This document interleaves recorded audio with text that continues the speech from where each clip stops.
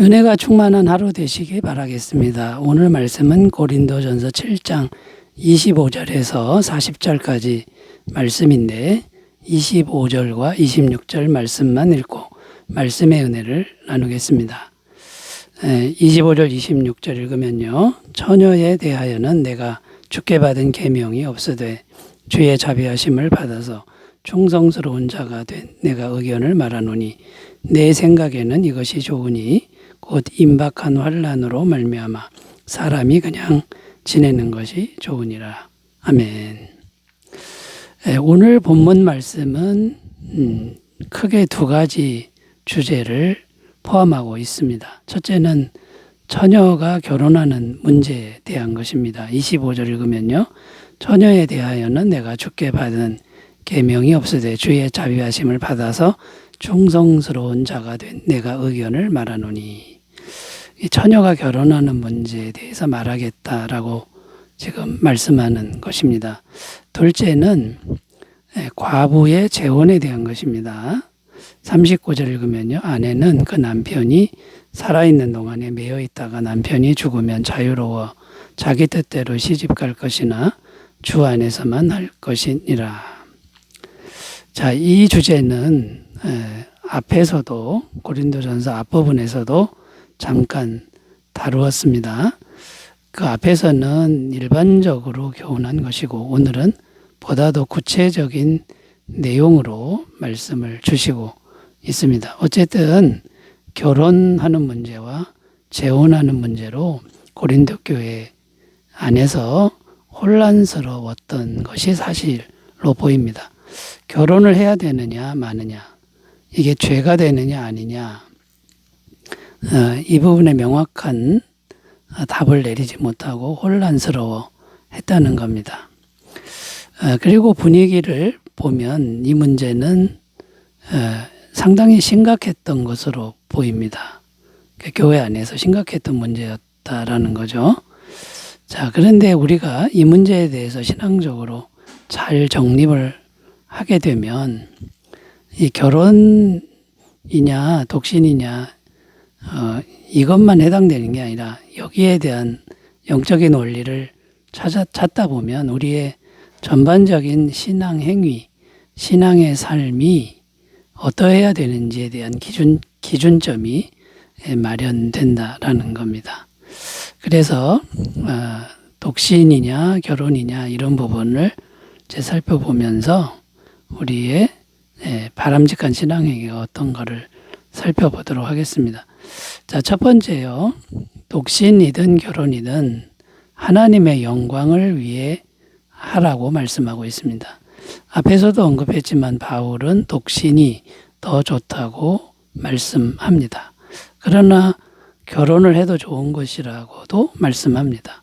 그리고 과부의 재혼도 같은 관점으로 보아야 한다고 말씀합니다. 39절 40절 읽으면 아내는 그 남편이 살아있는 동안에 매여 있다가 남편이 죽으면 자유로워 자기 뜻대로 시집갈 것이나 주 안에서만 할 것이니라. 그러나 내 뜻에는 그냥 지내는 것이 더욱 복이 있으리로다. 나도 또한 하나님의 영을 받은 줄로 생각하노라.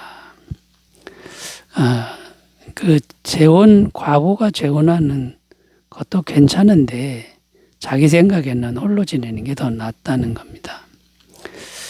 왜 나은지가 이어지는 말씀에 나오는데 첫 번째 이유는 종말이 임박했다라는 겁니다. 26절 내 생각에는 이것이 좋으니 곧 임박한 환난으로 말미암아 사람이 그냥 지내는 것이 좋으니라. 그리고 둘째 이유가 나오는데 결혼을 하면 주님의 일보다는 세상 일을 더 염려하게 된다는 거죠. 32절 33절 너희가 염려 없기를 원하노라. 장가가지 않은 자는 주의 일을 염려하여 어찌하여야 주를 기쁘시게 할까 하되 장가간 자는 세상 일을 염려하여 어찌하여야 아내를 기쁘게 할까 하여. 자, 이렇게 주님의 일보다는 세상 일에 더 염려하게 되기 때문에 혼자 있는 게 좋다라고 말씀하고 있는 겁니다. 그러나 그러할지라도 결혼을 해도 좋은 것이라고도 말씀하는 걸 잊지 않고 있습니다. 그런데 목적이 분명해야 되는데 오직 주님을 섬기는 목적을 분명히 해야 된다고 말씀하죠. 35절 내가 이것을 말하면 너희의 유익을 위함이요 너희에게 올무를 놓으려 함이 아니니 오직 너희로 하여금 이치에 합당하게 하여 흐트러짐이 없이 주를 섬기게 하려 함이라. 자, 그렇다면 말씀의 핵심이 무엇입니까? 그 핵심은 흐트러짐 없이 주님을 섬기는 것이어야 한다. 이것이 이제 사도 바울의 말씀의 핵심인 것이죠. 그래서 독신이 좋다는 것인데 결혼을 해도 주님을 위한 것이라면 괜찮다라는 겁니다. 그러니까 여러분 오늘날 우리들에게도 이제 같은 원리로 적용할 수 있는데 우리가 무엇을 하든지 주님을 섬기는 목적이 분명하다 그러면 독신도 좋은 것이고 결혼도 좋은 것이다 라는 거죠. 고린도전서 10장 31절 그런즉 너희가 먹든지 마시든지 무엇을 하든지 다 하나님의 영광을 위하여 하라. 뭘 하든지 하나님의 영광을 위하여 한다 그러면 그 어떤 것도 좋은 것이다. 여러분 이렇게 우리의 신앙의 삶을 잘 설정하시기 바라겠습니다. 자, 두 번째 주제로 가보겠습니다. 독신이든 결혼이든 종말론적인 삶의 태도로 하면 괜찮다라고 말씀하고 있습니다. 앞에서 결혼과 재혼의 문제 앞에서 바울은 독신이 좋다고 말했습니다만 결혼도 좋은 것이라고 말했습니다. 그러나 정말 바울이 말하고 싶은 것이 오늘 본문에 나오는데 그게 뭐냐면 이 세상에 있는 것이 어떤 것이든 정말 귀하고 소중한 것이든 그것을 없는 것처럼 여기며 살라. 이게 지금 사도 바울이 꼭 하고 싶은 말씀입니다. 29절에서 31절 읽으면요. 형제들아 내가 이 말을 하노니 그 때가 단축하여진 고로 이후부터 안에 있는 자들은 없는 자같이 하며 우는 자들은 울지 않는 자같이 하며 기쁜 자들은 기쁘지 않은 자같이 하며 매매하는 자들은 없는 자같이 하며 세상 물건을 쓰는 자들은 다 쓰지 못하는 자같이 하라. 이 세상의 외형은 지나감이니라. 자, 분명히 이 세상에 있고 또 이 세상에서 너무나 소중한 것들이 분명한데 그런데 없는 것처럼 여기며 살라고 말씀하고 있는 겁니다. 이 말씀의 의미가 무엇이냐면 이 세상의 것은 종말과 동시에 흔적도 없이 사라질 것이다 라는 말씀입니다. 이 세상의 것에 마음을 두면 어떻게 됩니까? 너무 금방 없어질 허황된 것에 마음을 빼앗기게 되는 거죠. 그리고 이 세상의 것에 마음을 두면 종말이 오지 않더라도 우리 마음에 하나님보다는 세상 것들이 가득 자리를 차지하게 됩니다. 그러면 하나님의 사랑과 단절되는 영적으로 단절되는 비극적인 상태가 된다는 것이죠. 요한일서 2장 15절 이 세상이나 세상에 있는 것들을 사랑하지 말라. 누구든지 세상을 사랑하면 아버지의 사랑이 그 안에 있지 아니하니. 자, 중요한 것은 이 영적인 원리를 결혼과 재혼에 국한시키면 안 된다는 겁니다. 우리들의 전반적인 삶의 영역에 잘 적용해야 할 문제인데요. 어떤 태도가 바른 태도인 겁니까?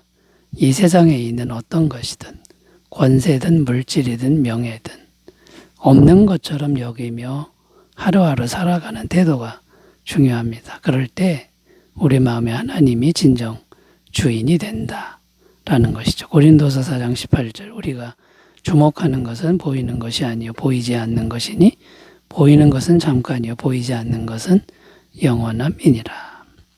자, 여러분 종말론적인 삶의 태도를 잘 가꾸시기 바라겠습니다.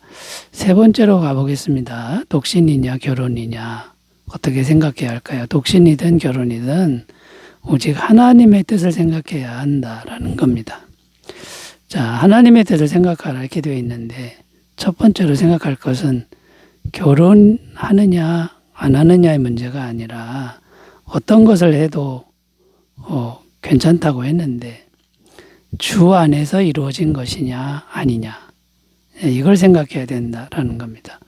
결혼을 해도 자기만 위한 것이라면 문제가 있는 것이고요. 혼자 살아도 자기만을 위한 것이라면 영적으로 아무 의미가 없다는 겁니다.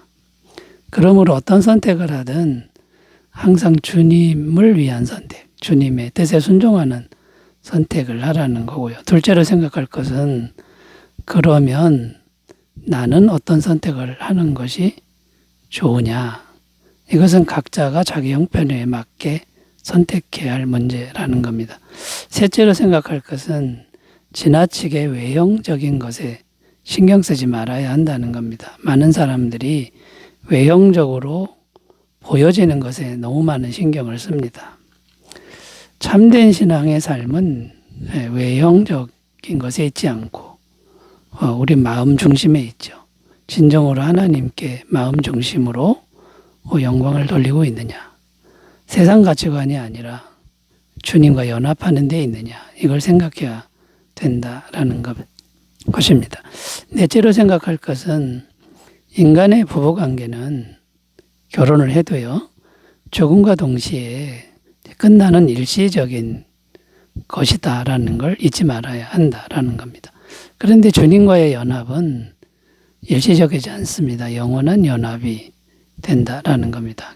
자, 결혼이 중요합니다만 이제 그것을 통해서 우리가 배워야 할 것은 주님과의 연합의 정신과 방법을 익히는 겁니다.